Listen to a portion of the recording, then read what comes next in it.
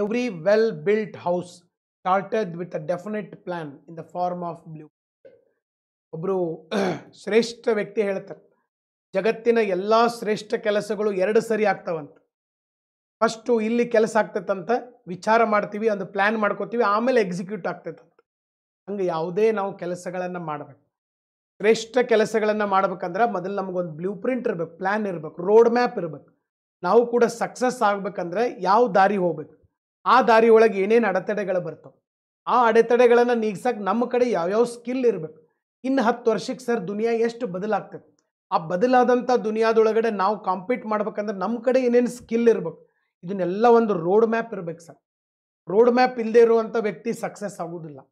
ಒಂದು ಬೆಸ್ಟ್ ಮನೆ ಕಟ್ಟಿದ್ದಾರೆ ಅಂದರೆ ಅವರು ಒಂದು ಬೆಸ್ಟ್ ಪ್ಲ್ಯಾನ್ ಮಾಡಿರ್ತಾರೆ ಅಂತ ಅರ್ಥ. ಅದಕ್ಕಾಗಿ ಒಂದು ಬೆಸ್ಟ್ ಲೈಫನ್ನು ಡೀಲ್ ಮಾಡ್ಬೇಕಂದ್ರೆ ಒಂದು ಬೆಸ್ಟ್ ಲೈಫ್ ಪ್ಲ್ಯಾನನ್ನು ಕೂಡ ಇರಬೇಕು. ಓಕೆ, ನಾವು ಪ್ಲ್ಯಾನ್ ಮಾಡಬೇಕು.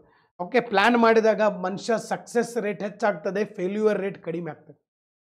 ಪಾಯಿಂಟ್ ಅರ್ಥ ಆಯಿತು? ಅದಕ್ಕಾಗಿ ಪ್ಲ್ಯಾನ್ ಮಾಡಿರಿ, ಬ್ಲೂ ಪ್ರಿಂಟ್ಗಳನ್ನು ರೆಡಿ ಮಾಡಿರಿ, ಫ್ಲೋ ಚಾರ್ಟ್ಗಳನ್ನು ರೆಡಿ ಮಾಡಿರಿ. That is very important. Sir last